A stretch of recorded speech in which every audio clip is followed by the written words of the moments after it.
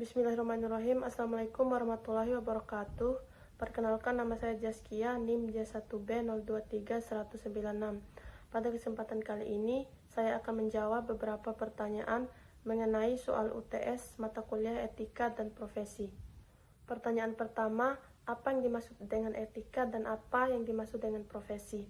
Etika merupakan ilmu yang mempelajari tentang baik dan buruknya perilaku manusia.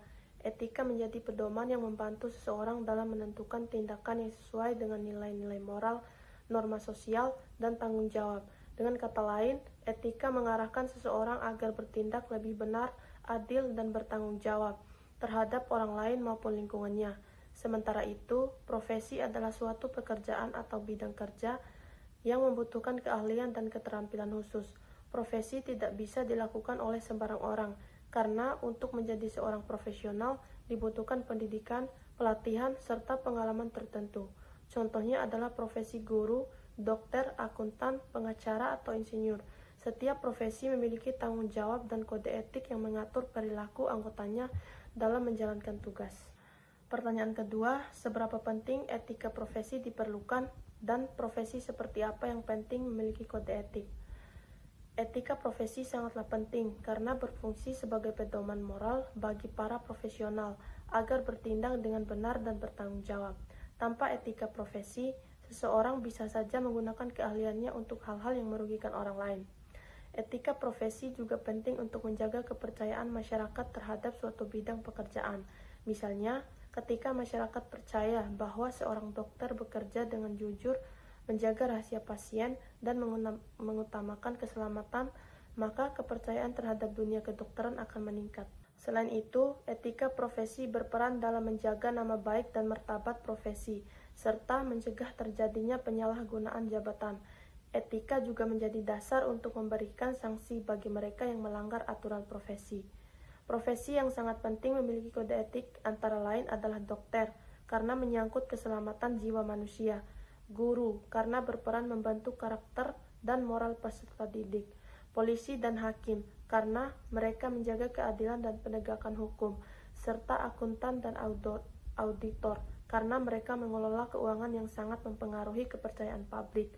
Dengan adanya kode etik, para profesional memiliki batasan dan panduan yang jelas dalam menjalankan tugasnya.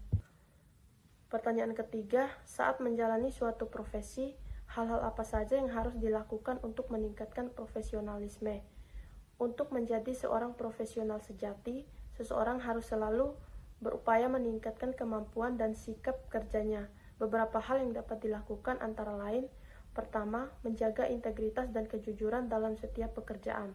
Tanpa kejujuran, seorang profesional akan kehilangan kepercayaan dari rekan kerja maupun masyarakat. Kedua, terus mengembang kompetensi melalui pelatihan, seminar, membaca literatur, dan mengikuti perkembangan teknologi terbaru. Dunia kerja selalu berubah, sehingga kemampuan pun harus ditingkatkan. Ketiga, mematuhi kode etik profesi serta peraturan yang berlaku. Ini penting agar perilaku profesional tetap terjaga sesuai standar moral. Keempat, bertanggung jawab terhadap tugas dan hasil kerja. Profesionalisme juga diukur dari sejauh mana seorang mampu menyelesaikan pekerjaan dengan tepat waktu dan hasil yang baik. Kelima, menjaga hubungan yang baik dengan rekan kerja, atasan maupun klien. Sikap saling menghargai, adil, dan komunikatif akan menciptakan lingkungan kerja yang sehat. Keenam, menerima kritik dan evaluasi dengan lapang dada. Kritik bukan lagi untuk menjatuhkan, tetapi untuk memperbaiki diri agar menjadi lebih baik lagi. Dan yang terakhir, mengutamakan kepentingan masyarakat dan publik di atas kepentingan pribadi, karena hakikat profesi sejati adalah memberikan manfaat bagi orang lain. Pertanyaan keempat, contoh pelanggaran etika dalam satu profesi, serta bagaimana langkah penanganannya. Sebagai contoh, kita bisa melihat kasus dalam profesi kedokteran. Misalnya, seorang dokter membocorkan rahasia medis pasien kepada pihak lain tanpa izin. Hal ini jelas melanggar kode etik kedokteran, karena seorang dokter wajib menjaga kerahasiaan data dan kondisi pasien. Pelanggaran seperti ini dapat menyebabkan pasien kehilangan kepercayaan, bahkan menimbulkan dampak hukum. Langkah penanganannya dapat dilakukan melalui beberapa tahap. Pertama, dilakukan investigasi internal oleh rumah sakit atau lembaga profesi seperti Ikatan Dokter Indonesia atau IDI. Kedua, jika terbukti bersalah, pelanggar akan diberikan sanksi etik, mulai dari teguran, skorsing, hingga pencabutan izin praktik, tergantung pada beratnya pelanggaran. Ketiga, dilakukan pembinaan dan pelatihan etika, agar pelanggar memahami kesalahannya dan tidak mengulanginya lagi. Dan yang keempat, bila pelanggar menyangkut ranah hukum, maka dapat dilanjutkan ke proses hukum sesuai peraturan yang berlaku. Dari contoh tersebut, kita bisa belajar bahwa etika profesi bukan hanya aturan tertulis, tetapi juga merupakan tanggung jawab moral yang harus dijaga oleh setiap profesional agar profesinya tetap dipercaya dan dihormati masyarakat. Demikian jawaban dari saya. Lebih dan kurangnya saya mohon maaf. Wabillahi taufiq wal hidayah. Wassalamualaikum warahmatullahi wabarakatuh.